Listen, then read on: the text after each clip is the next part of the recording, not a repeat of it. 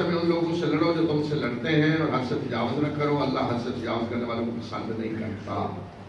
کون مراد ہے؟ ان سے لڑو جو تم سے لڑتے ہیں۔ کون مسلمانوں سے لڑ رہے تھے؟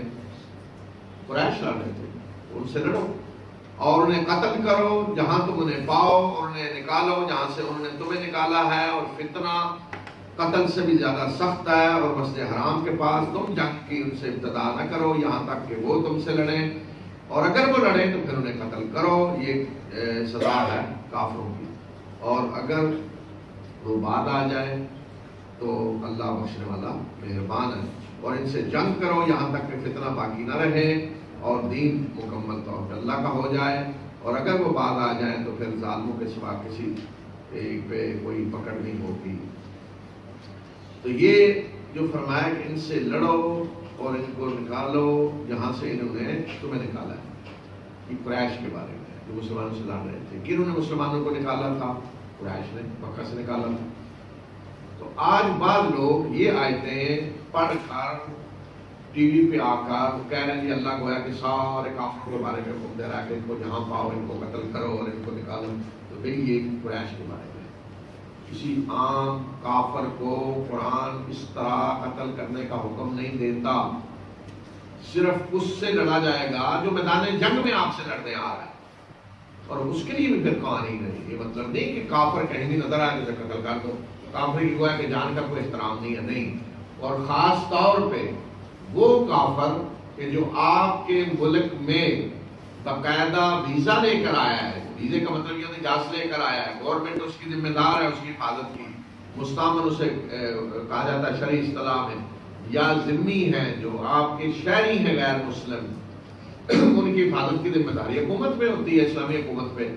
ان کو قتل کرنا جو ہے وہ اتنا بڑا گناہ ہے کہ رسول اللہ صلی اللہ علیہ وسلم نے فرمایا کہ جو کوئی کسی ذمی کو غیر مسلم شہری جو ہے اسے قتل کرے گا مسلمان، تو قیامت کے دن میں اس کے خلاف آؤں گا اس کا کیس لے کر، میں اس کا وکیل بن کے کھڑا ہوں گا۔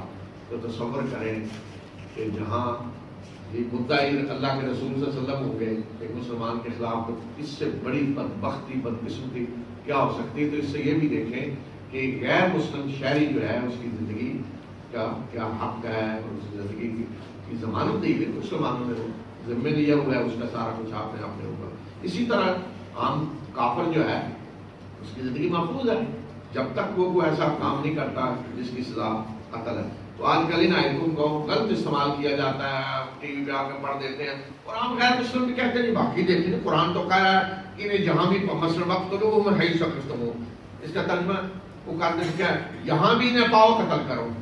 غیر مسلم بھی کہیں گے قرآن دیکھیں مسلمانوں کی کتاب تو کہہ رہی ہے کہ کافر جہاں ملے انہیں قتل کرو، وہ بھی کیا سوچیں گے مسلمان تو پھر ہمیں جہاں میں نظر آئے ہمیں قتل کریں گے، یہ کون سا مذہب ہے؟ تو یہ ہمارے بدبخت کے ہی مسلمان اٹھ کر یہ رکھتے کریں اور دوسری طرف پڑھا کریں دیکھیں جی قرآن یہ کہہ رہا ہے۔ تو یہ غلط تفسیر، غلط مطلب لینا قرآن کا۔ تو یہاں مراد قریش ہے، انہیں جہاں ملے انہیں قتل کرو کیونکہ لڑ رہے تھے مسلمانوں سے، اور انہیں وہاں سے نکالو جہاں سے تمہیں نکالا۔ کہاں؟ مکہ۔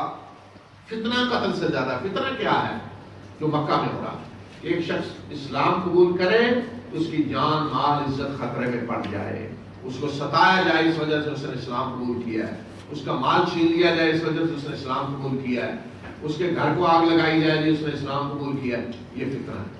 تو فرمایا کہ ان سے جنگ کرو یہاں تک کہ آزادی ہو جائے، جو شخص اسلام قبول کرتا ہے اسے آزادی ہو، اسے کوئی خطرہ نہ ہو۔